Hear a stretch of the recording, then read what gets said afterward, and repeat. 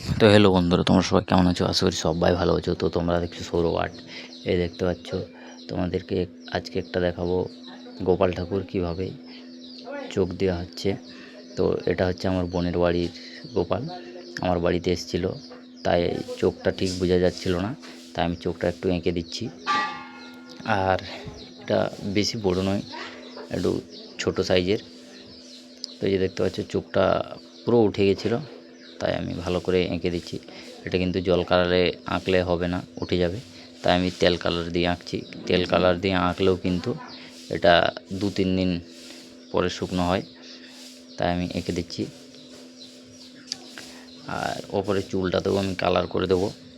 এটা ওপরের আইব্রোটা একটু টেনে দিচ্ছি ভালো করে, এই দেখছো হয়ে গেল। এবার আমি নিচেরটা এঁকে দেবো। আর চোখটা যেহেতু ছোট, তাই এর মধ্যে বেশি কিছু করা যাবে না, জাস্ট যেন বোঝা যায় সেরকম টাইপের করতে হবে।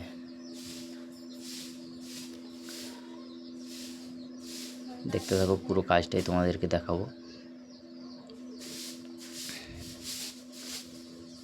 চোখের পয়েন্টটা ঠিক নেই, তাই একটু অসুবিধা হচ্ছে চোখটা দিতে, কিন্তু করার তো কিছু নেই, দিতে হবে। মোটামুটি আর কি, যেন চোখটা বোঝা যায় সেরকম একটু করে দিচ্ছি।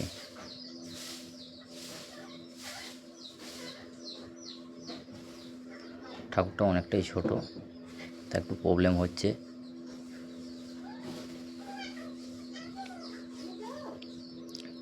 বুঝতেই পারছো কত ছোট, হাতের মধ্যেই আছে। এই যে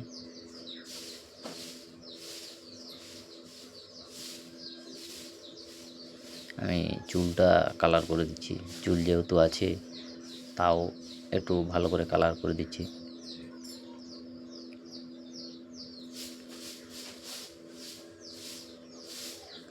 যখন চুলটা পরাবে তখন ভালো লাগবে, কিন্তু চুলটা যখন খোলা থাকবে তখন কিন্তু যে বোঝা যাবে চুলটা কালার, তাই কালার করে দিচ্ছি।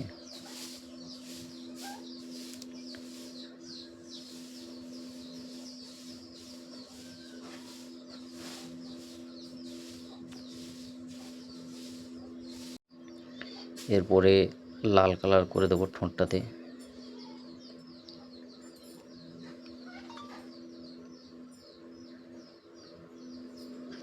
তেল কালার দেখো, তাও কিন্তু লাগছে না। পিতল তো পালিশ করা আছে, তাই কালারটা ধরছে না। এতে কিন্তু কালার বেশি দিন থাকে না পিতলে।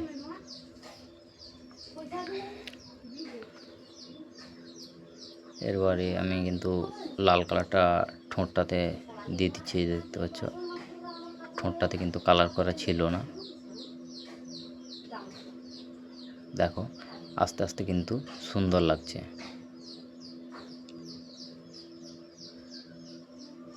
এখন কিন্তু চুলটা পরানো যাবে না, নাহলে কিন্তু কালারটা লেগে যাবে।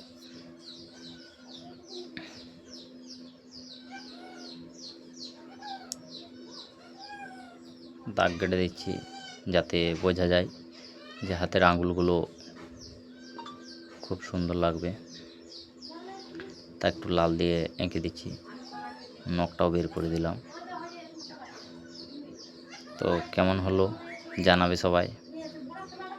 ভালো থেকো, আবার নিত্য নতুন ভিডিও দেখতে পাশে থাকো। জয় শ্রীকৃষ্ণ, জয় গোপাল।